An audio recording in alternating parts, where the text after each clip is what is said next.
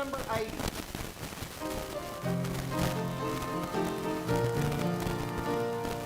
Oh, I love to walk with Jesus like the publicans of old, when he gathered them about him and the blessed tidings told. How he came to bring deliverance to the captives in distress, take away our every burden, giving perfect peace and rest. I will follow where he leadeth, I will pasture where he feedeth, I will follow all the way, Lord, I will follow Jesus every day. Oh, I love to walk with Jesus like the man of long ago, who had tarried by the wayside near the gates of Jericho. Jesus heard his cry for mercy, gave him back his sight that day, and immediately he followed Jesus all along the way. I will follow where he leadeth, I will pasture where he leadeth, I will follow all the way, Lord, I will follow Jesus every day. Oh, sometime I'll walk with Jesus in the land of endless day, when our journey here is over and we've reached our home to stay. Then I'll walk with him forever, sing his praises o'er and o'er, laugh and shout and ever tell him that I love him more and more. I will follow where he leadeth, I will pasture where he feedeth, I will follow all the way, Lord, I will follow Jesus every day. How many got a song they'd like to come up and lead? Travis, you got something picked out?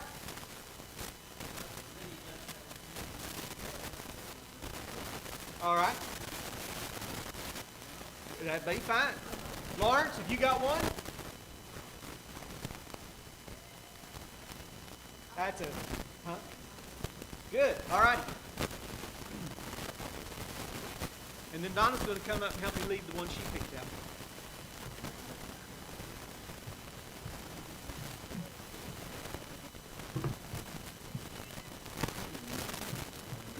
Okay.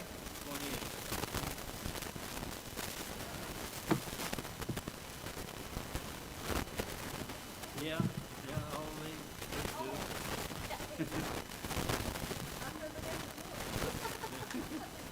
Yeah, you got it.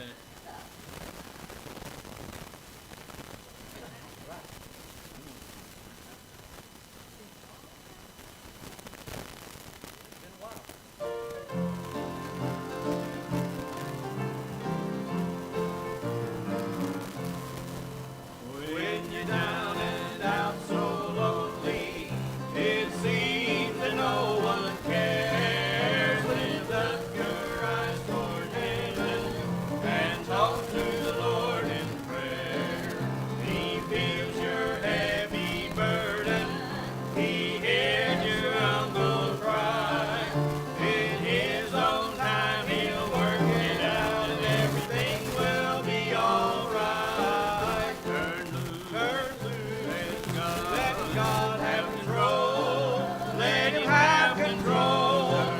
Turn loose, let God have control. Let Him have complete control. When you train your child the way he should go, he will not depart from it when he is old. Turn loose, let God really bless your soul.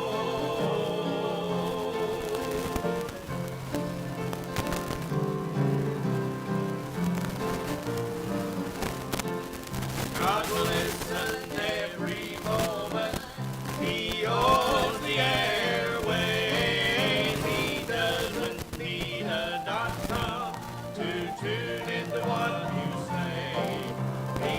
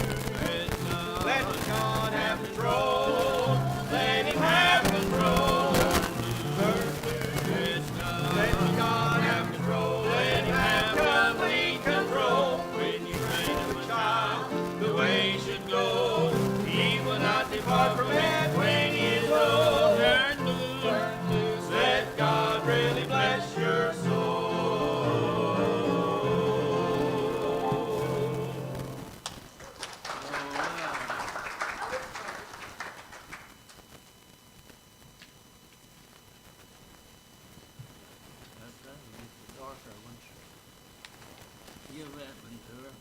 Righty. Here's the one so we can see the words.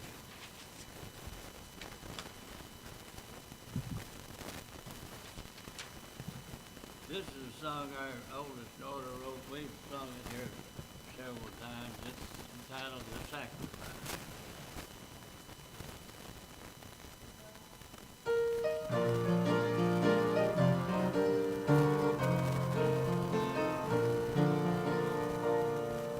And oh, rugged cross, lifted my Savior up. He knew that he freed from that bitter cup.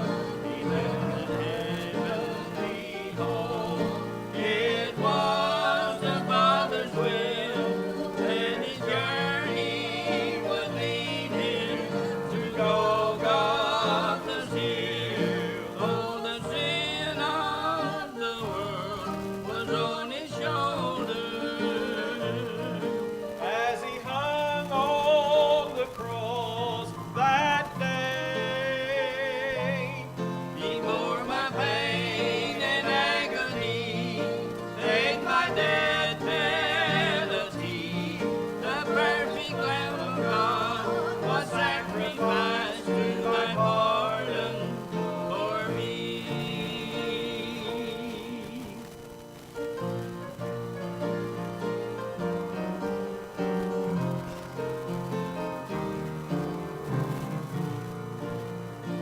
In my memory, redeemed and free.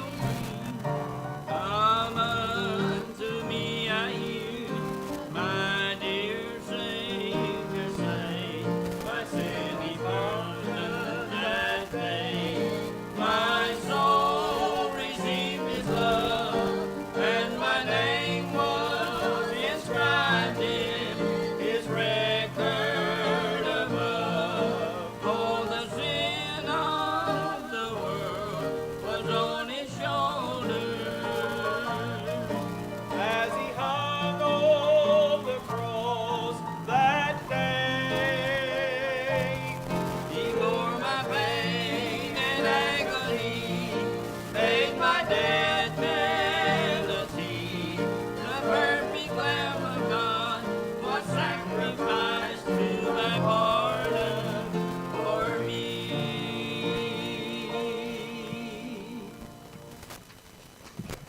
Been a while, I got up on the wrong foot.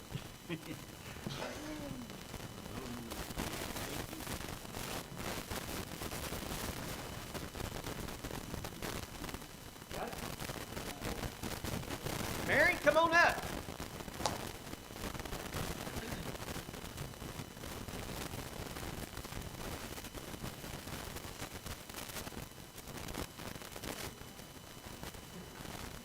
Ooh, I don't know.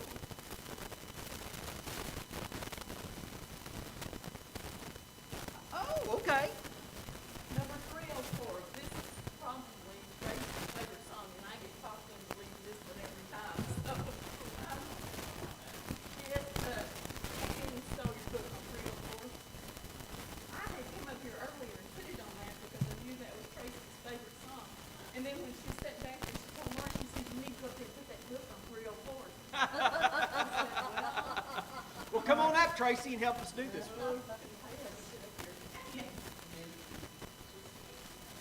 Okay, page 304.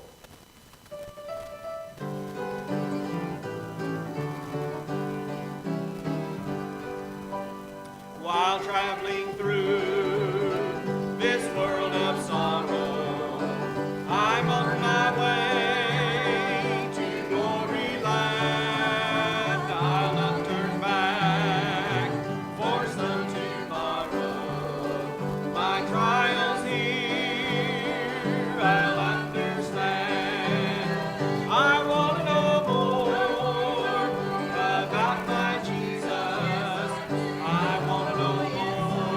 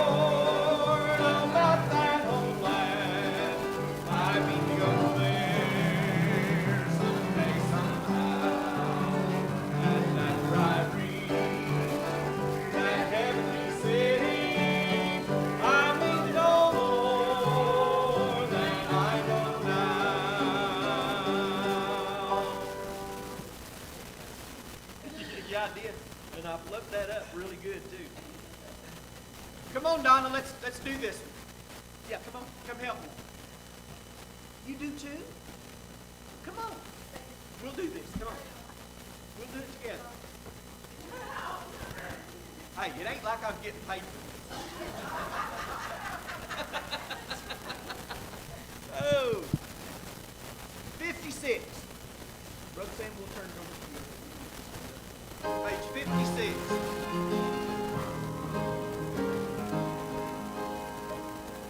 Sometime when misgivings darken the day and fate's light I cannot see, I ask my dear Lord to brighten the way. He whispers sweet peace to me. Yes, He whispers to me. He whispers sweet peace to me when I am cast down in spirit and soul. He whispers sweet peace to me. I could not go on without Him, I know. The world would o'erwhelm my soul. For I could not see the right way to go when temptations o'er me roll. Yes, He whispers to me. He whispers sweet peace to me when I am cast down in spirit and soul. He whispers sweet peace to me. He speaks in a still small voice, we are told, a voice that dispels all fears. And when I'm in doubt or troubling soul, that still small voice I can hear. Yes, He whispers to me. He whispers sweet peace to me when I am cast down in spirit and soul.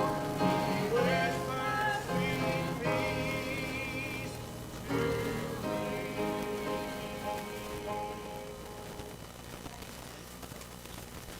Thank y'all for the participation. Y'all did great.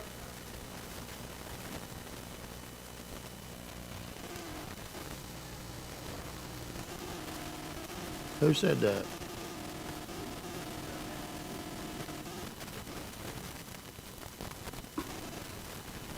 He might all remember he's got to go home with her. Good to be here tonight, and we had a rather busy, noisy afternoon, and it's always good to have all the kiddos. But I got off without my notes, so I'm kind of flying by the seat of my pants on trying to remember my notes and stuff. So y'all bear with me. Job 28, working right on through. I think we're like 3 chapters being done with Job's friends and Job's response to them, and then we get some other characters involved. I'm going to try to make it through 28 and 29 tonight. Chapter 30, I don't think there's any way I can get through it tonight, so we'll just do 2 chapters, or who knows. You know, every time I say we're going to do 2, we don't make it 2 but 1. So if y'all got a question or comment, please feel free. All right. I'm going to read the chapters here in just a second. There's 28 verses in the chapter. But I want to tell you just a little bit so you can watch for what we're talking about as we go down through. And if you got a question or another comment afterwards, we'll take those then. So this verse, or this chapter, catalogs various metals, precious stones, things that are valuable to man. I really don't have a lot to say about it because it's really kind of, to me, self-explanatory. Job alludes or even says to the fact that these are the things that men seek after. He also goes through kind of a narrative of how you get them. But then you get down really to the verse that really defines the chapter, and it says this: "But where shall wisdom be found, and where is the place of understanding?" Is wisdom to be found in all these precious metals and jewels? Is understanding to be found in these items, these physical items? But then right there at the end, the last verse, it says this: "Behold, the fear of the Lord, that is wisdom, and to depart from evil is understanding." So wisdom really is when people learn to fear, reverence God. And understanding is when we understand in ourselves that we're supposed to resist temptation, resist sin, evil, if you will, and seek God.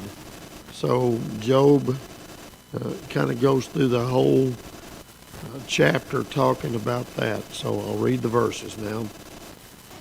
Job 28, beginning verse 1. Let me get off of some of my... I have in my iPad one version that has numbers, which is references, and I'm going to try to start reading without the numbers in there sometimes. I think it gets to be too much. I'm kind of used to it, but maybe if I take the numbers out, it'll make the reading a little easier. This reading is a little bit hard anyway because it's been, as I told you, it's been changed from more of a poem, a poetic format. When it's translated, it loses, I think, a little bit. And I say that, I think, because I can't read the original. And if you've ever listened to a tape, if you ever, on my old desktop, I had a Bible study version that you could literally click on the verse and someone would say it in Hebrew or Greek in the language. And the flow of it is sometimes can be kind of musical. I think we lose a little bit of that in the translation. I'm not a,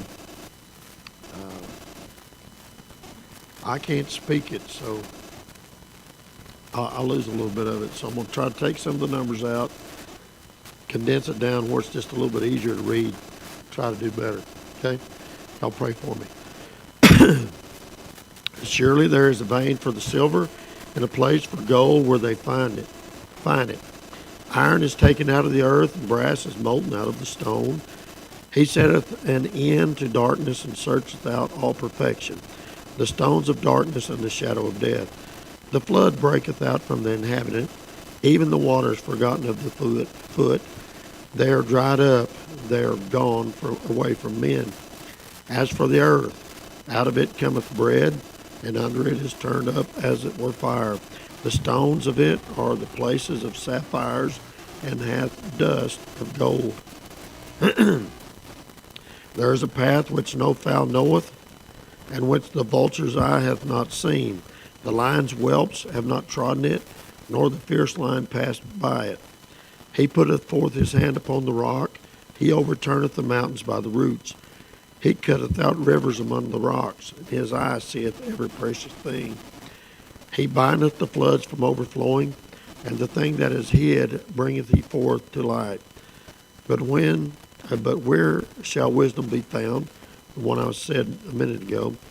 And where is the place of understanding? Man knoweth not the price thereof, neither is it found in the land of the living.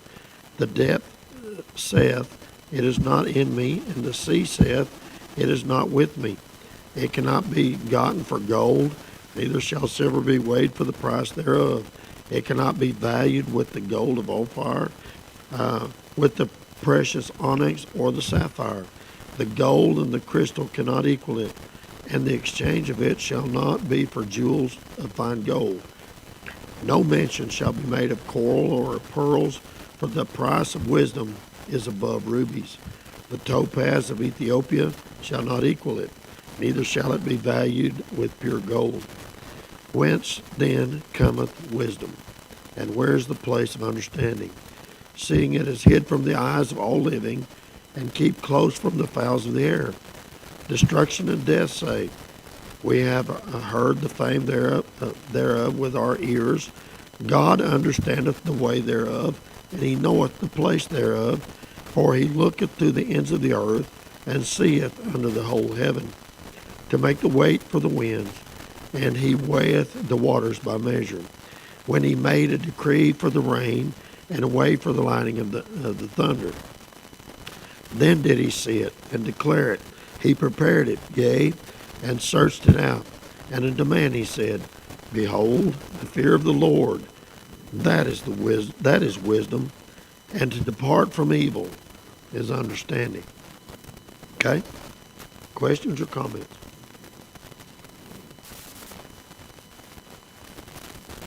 Nobody?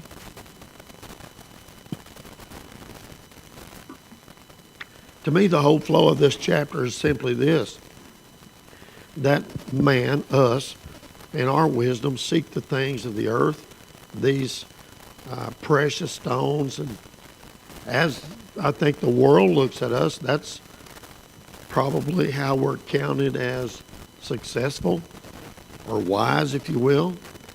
Have you ever seen anybody that had money that everybody wanted to talk to get their opinion about everything? And if you listen to them for just a few minutes, you can tell they really don't have a clue about reality. I think that as the world looks at these things that he talks about in the first part of this chapter, that's how we have a tendency in our physical body, our physical space, to look at success. Now, there's nothing wrong with having gold and silver and rubies and diamonds and onyx stones and all those things, but that's not what makes you wise in the sight of God. As we get down into the reading there, we see that, as was said just a minute ago, where's wisdom and where can it be found? And where's the place of understanding? It's not in the depths of the ocean, Job said. It's not under the weight of the sea. And God could weigh all the water, and it's still not under there. And so what really, I think Job is trying to tell us and his friends, that what really matters is that the fear of the Lord, that's true wisdom. Well, why should we fear God? Well, the Bible tells us that we shouldn't fear what this earth can do to us, because all it can really do is kill us. Can't separate us from our glory in heaven. But what we should fear is we should fear him that can separate the body and the spirit, which is God. He's the one that can separate the two. He's the only one that we should fear. Death, although I think sometimes we fear the thought of it, maybe we fear how it's coming. But a born-again, mature Christian that has wisdom and understanding of God don't really fear death. It's just the portal to the next phase of our existence. How I know it's kind of intimidating because we haven't done it before. But those of our brethren over the years that have went on before us, they have.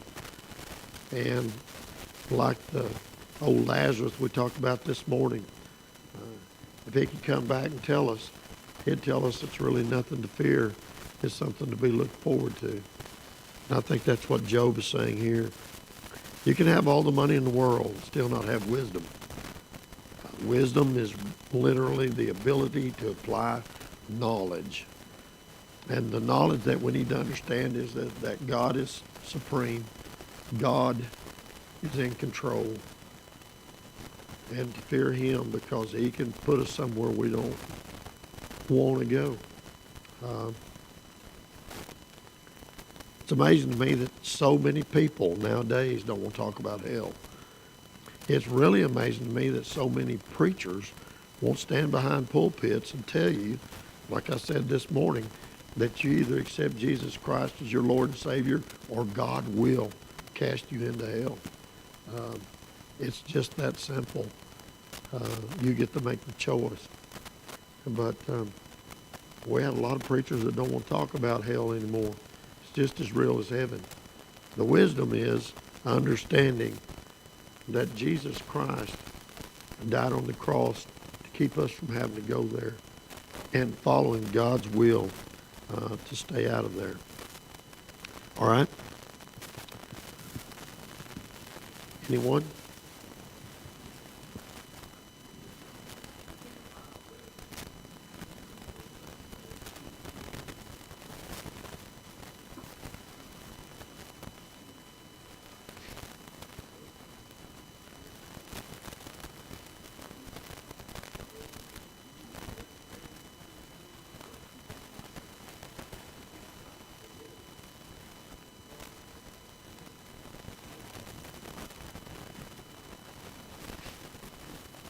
Wisdom's right here in the Word.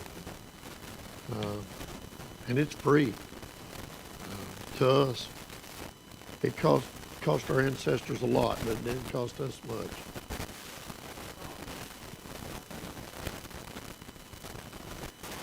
He could have had anything. God gave him choice. But if you just asked for anything, he chose wisdom. And because of that, God granted him everything. And I think that that's part of the problem in a world today of instant gratification that we live in, is oftentimes we try to get the cart before the horse. The horse can pull a lot more than it can push. And we need to keep it in order. Seek ye first the kingdom of heaven, and then all these other things will be added unto you. And so that's what we're supposed to, that's part of that fear, reverence of God. That's really true wisdom. Seeking God first. Anyone else?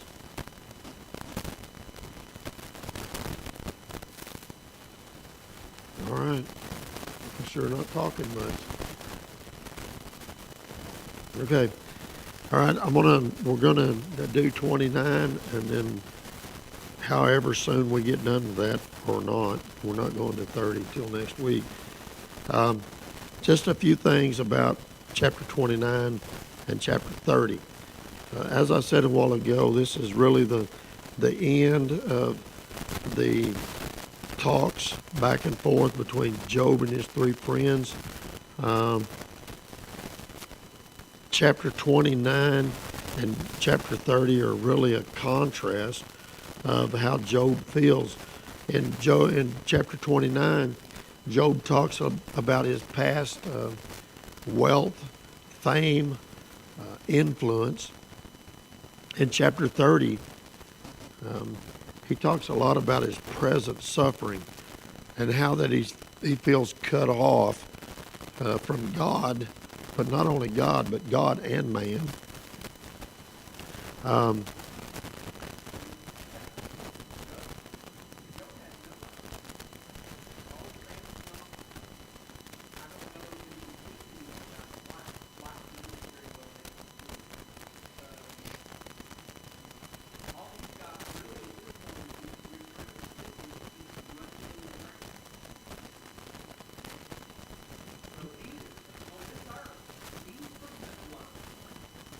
Well, his wife has already told him to curse God and die.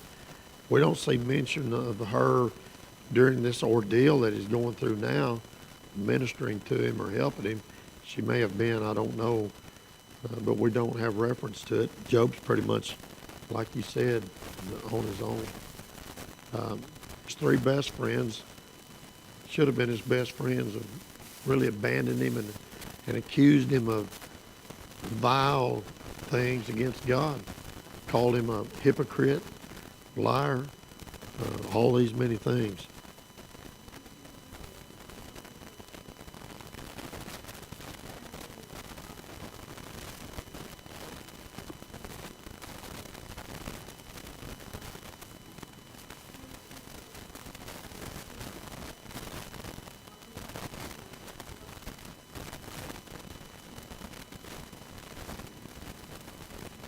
Yep, Job purposed in his heart that he would not talk bad about God, even though in his heart he believed that God was personally punishing him for something that he wouldn't reveal to him so he could fix it.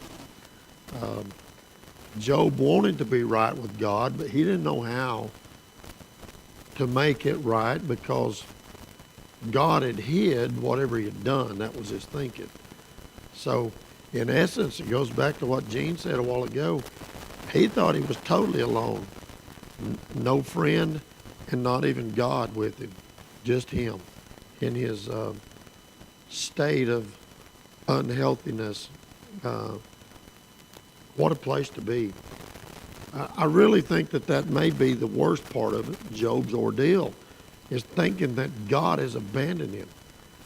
Because I can't even imagine feeling that God has abandoned me. I know people that blame God for various things that happen to them. But I know in my heart that God will never forsake me.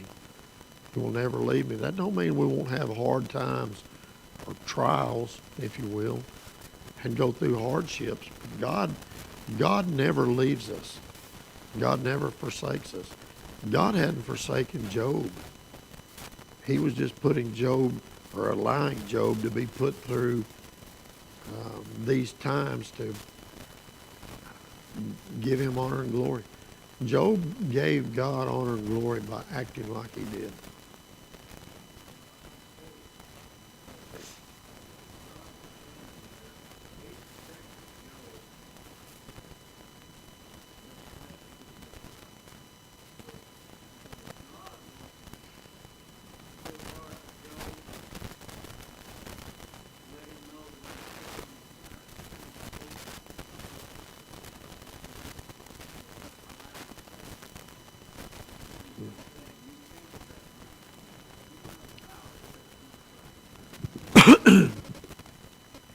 So what is Satan? What is Satan trying to do here? Do you remember?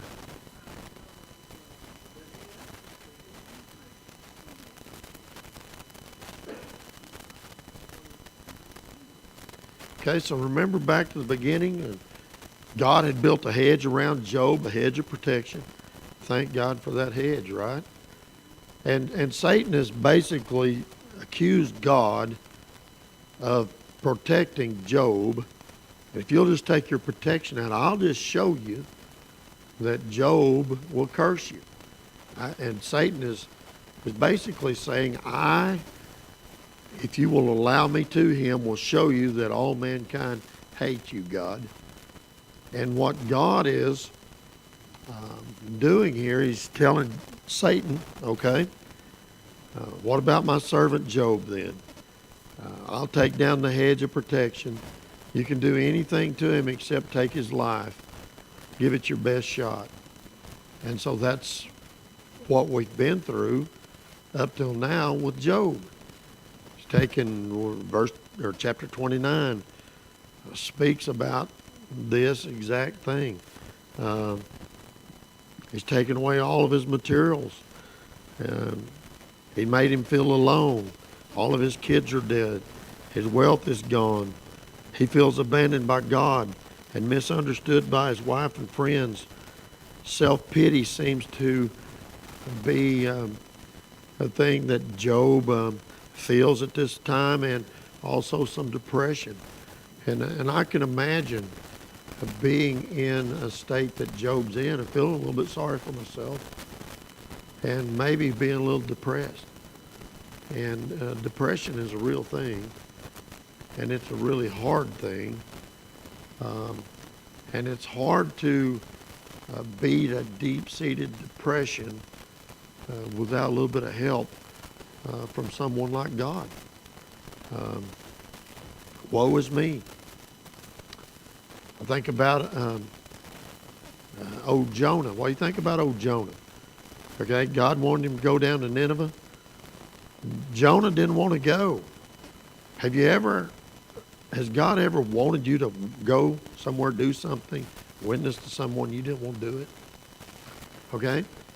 So Jonah ran from God, and God put him in the belly of that great fish for 3 days. You think he didn't feel a little bit sorry for himself? Here I am off out in the middle of the ocean.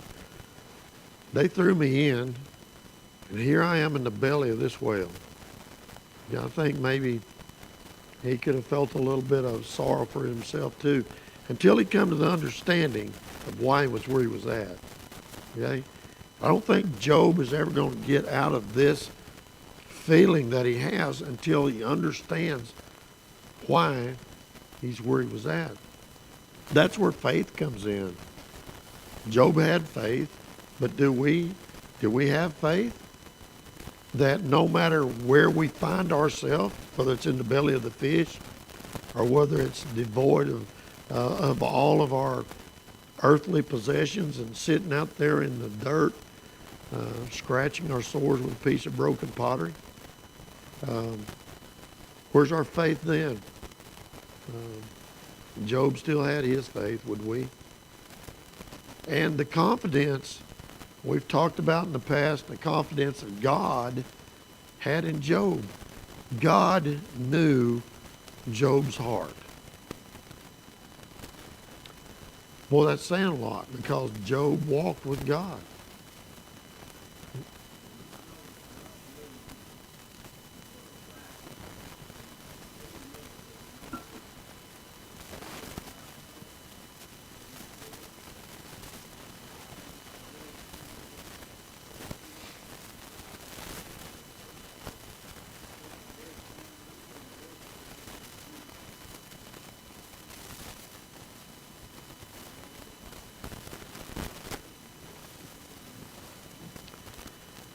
And that in and of itself is something we've talked about a lot. God allows us to choose. Okay, Job had a choice. He could have chose like his wife wanted him to do, curse God and die. It would have been over with for him. But he chose not to. He chose to have faith in God. But God is so above our understanding that he can allow us to choose, still know what we're going to choose. He knew what Job was going to do. God knew what Job was going to do. Satan wants to be God, has ever since before he was thrown and kicked out of heaven. But Satan will never be God, or else he would have known what Job would do as well, and he didn't. He can't. He can never be God. I know I've said this many times in the past, but sometimes I'm afraid that if we're not careful, we look at this battle that we're in and we think of it as a battle against good and evil, God and Satan. And it's like a seesaw and who's going to win. But who's on top, who's on bottom, back and forth. It's back and forth battle. When in all reality, it's not a battle at all. God has already won. And because of his victory, and Jesus Christ, what he did over being victorious over death, hell, and the grave, we also, when we accept Jesus Christ, are victorious. Satan can't do anything to us. He might can kill us. Paul said, to die is gain, to live is Christ.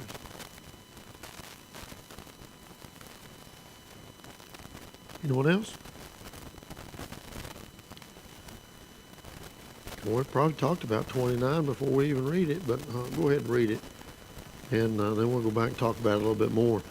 Job 29, verse 1. Moreover, Job continued his parable and said, Oh, that I were as in the months past, as in the days when God preserved me, when his candle shined upon my head, and when by his light I walked through darkness, as I was in the days of my youth, when the secret of God was upon my tabernacle, when the Almighty was yet with me, when my children were about me, when I washed my steps with butter, and the rock poured of me out rivers of oil, when I went out to the gate through the city, when I prepared my seat in the street. The young men saw me and hid themselves, and the aged arose and stood up. The princes refrained talking and laid their hand on their mouth. The nobles held their peace, and their tongue cleaved to the roof of their mouth. When the ear heard me, then it blessed me, and when the eye saw me, it gave witness to me. Because I delivered the poor that cried, and the fatherless, and him that had none to help him. The blessing of him that was ready to perish came upon me, and I caused the widow's heart to sing for joy. I put on righteousness, and it clothed me. My judgment was a robe and a diadem. I was the eyes to the blind, and the feet was I to the lame.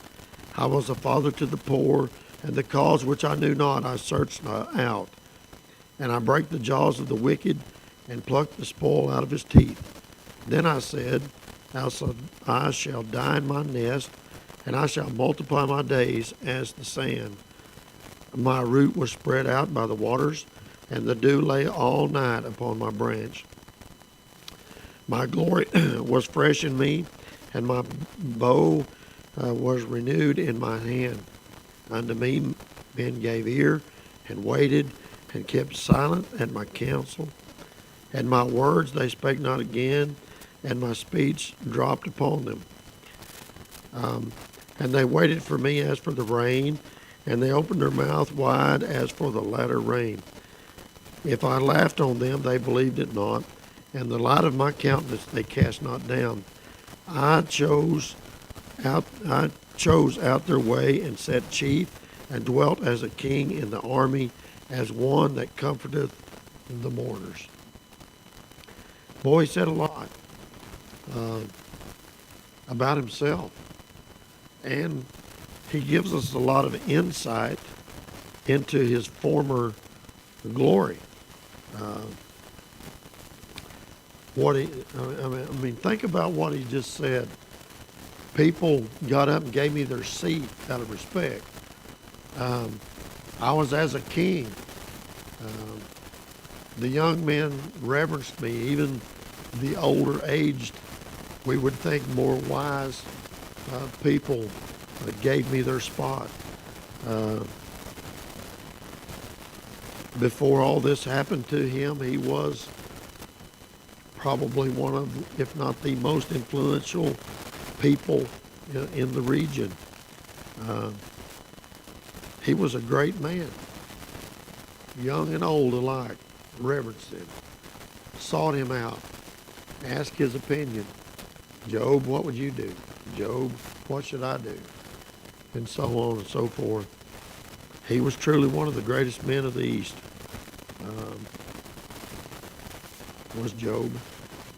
And now look at him. He's lost it all. Job goes on to speak in this chapter about everything that he had done to help the poor, that he had taken from the rich and given to them, and of all the things that he had done for people. He talks about his sense of morality in the things that he's done. He talked about being a defender of those that didn't have as much as he did. He talked about being an advocate for the poor and all the good things that he had done. He talked about being a father to the fatherless, being a provider for the widow, and helping the lame and the blind. He was a friend to the most needy in the nation, in the country. At the same time, he opposed what evil men did and how they prospered. He was against getting ahead in life on the backs of others.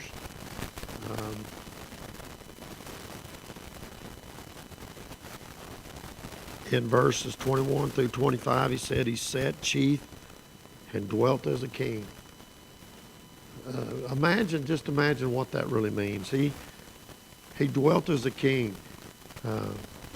Back in those days, and even today, someone that is a true king, we look upon as someone of great influence and wealth. We look around the world, we still have kings and queens, if you will. The reverence that they're given is really kind of, I don't understand it, okay? Because in my opinion, I don't really care where you're born or what you're born into. Who are you? That's what matters to me. Who really are you? And I think that's what Job is getting to too. He was all of these things, and he lived like a king because God had given him prosperity. He's lost it all. He's been there though, and lost it all.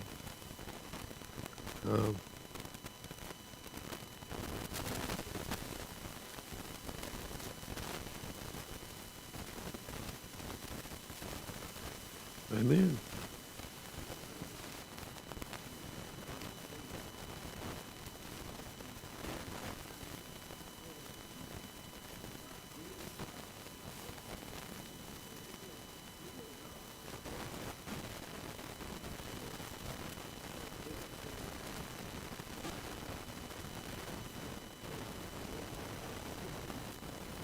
Yeah. Well, and I think that this is a picture back to Job's life before Satan, is that he had all this stuff, but he didn't lose his focus and his purpose on why he had it and what he was doing with it. Job used his influence to help the needy and the poor. He didn't amass great wealth just so that he could live in luxury. Now, I think he did get to live in luxury, but it wasn't because that was his goal. It was a byproduct of what God had blessed him with that he had used for the good of other people. Hence, another example of you can't outgive God. When God gives us something, we use it properly, he will more than replace it. As he did with Job.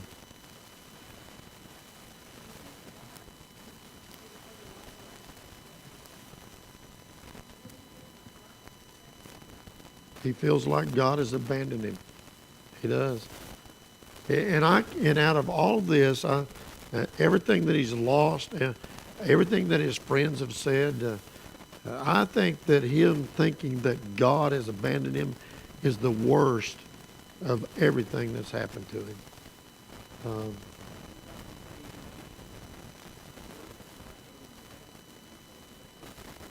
Amen.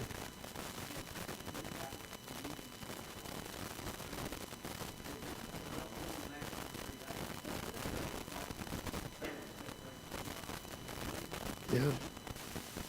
I think Jonah was totally separated from God because he refused to acknowledge what God wanted him to do. When he understood that, took him 3 days. He's a pretty bullheaded fella. Old Jonah, he's in the belly of this fish for 3 days before he came to the understanding that he was going to do what God wanted him to. And I think immediately when that happened, that whale spit him up on dry land. But Jonah was where he was at because of Jonah, not because of God.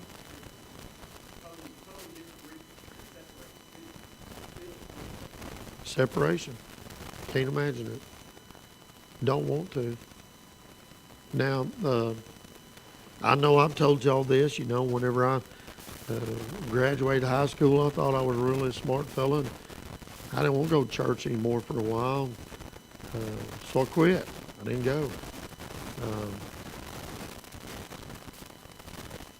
I separated myself from God. He didn't separate himself from me.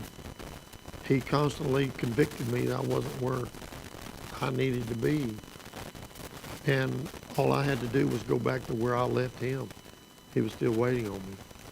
So if we're not careful, I think that we can put up barriers between us and God, separate ourselves from him, not walk where he would have us to be. And that doesn't make you lost, but it's not pleasing to God. And if you can do that and God don't convict you, you're not doing right, then you might ought to examine your salvation. But God won't drag you by the hair of the head down the road. But he wants you back like the prodigal son.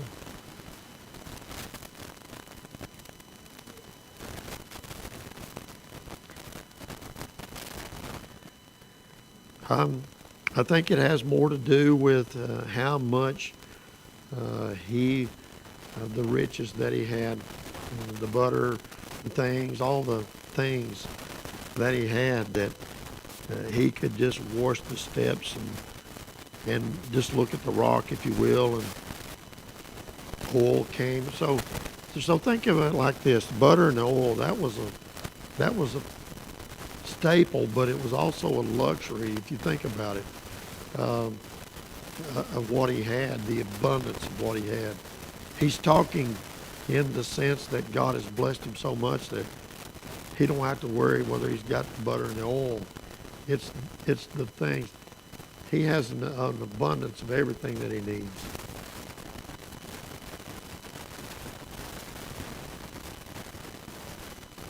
Anyone else?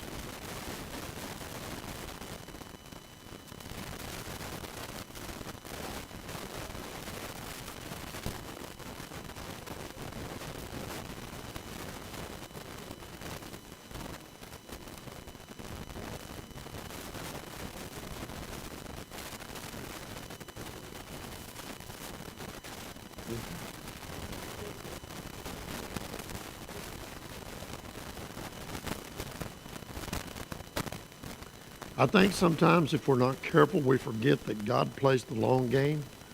We're in for the short haul. My lifespan, as far as a timeline with God, is nothing but one molecule in the ocean. And so if I'm not careful, I look about what I have today, and what I have tomorrow may be nothing, and it's devastating. When in all reality, to God, that's just a little hiccup along the way. We know, we've got the word. We know that Job was blessed by God way more in the end than what he had in the beginning. But I have no doubt that this was a very, very trying time for Job. And I really have no doubt that God felt for Job, even though he knew why he was doing it and he knew the outcome, because God loved Job. And God loves us. What we need to realize is that God loves us even in the hard times, and he will never forsake us. So in the end, God's going to bless us, even if we're not blessed here on this earth, which we are. Blessed beyond belief.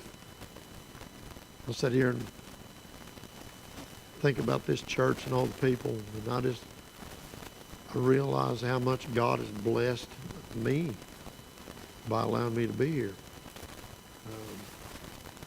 It means more than any money, you know? Family. Anyone else? All right, chapter 30 is going to switch gears. And, well, I guess I was wrong then.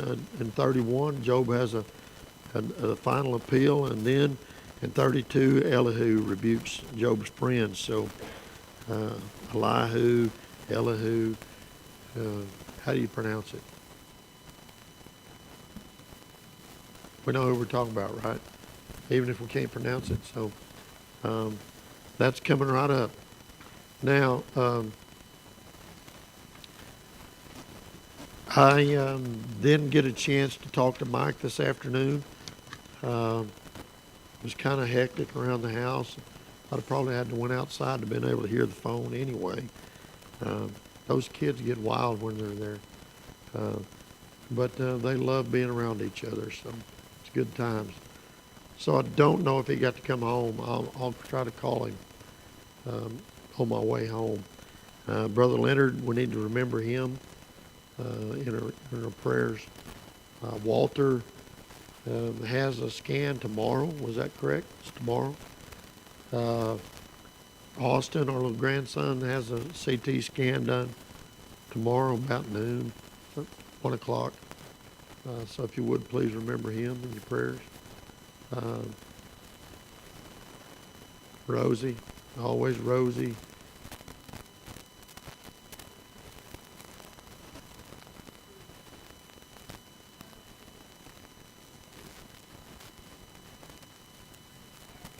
The young 10-year-old this morning that was asked prayer for, and I forget the name, but he's been diagnosed with cancer.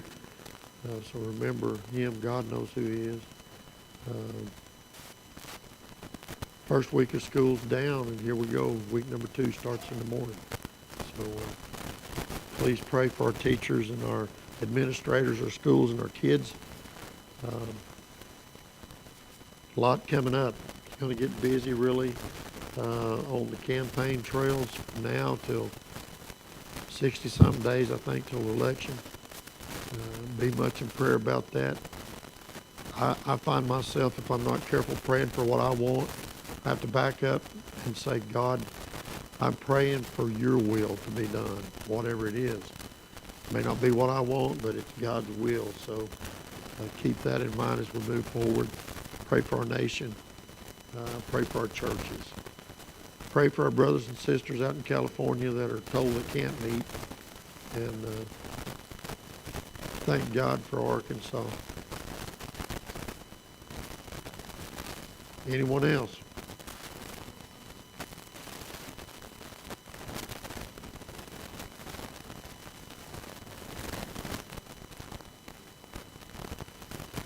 They going to do that here, or are they going to do it over there? Okay.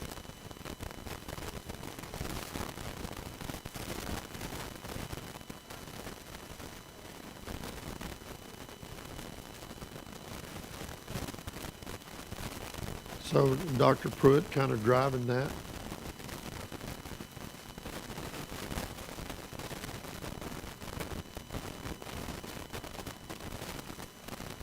I think you'll find Dr. Pruitt to be a good doctor. I did.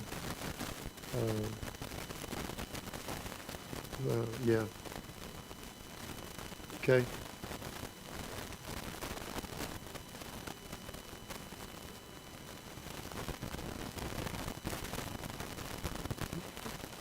Yeah. Thank y'all. Y'all are the best.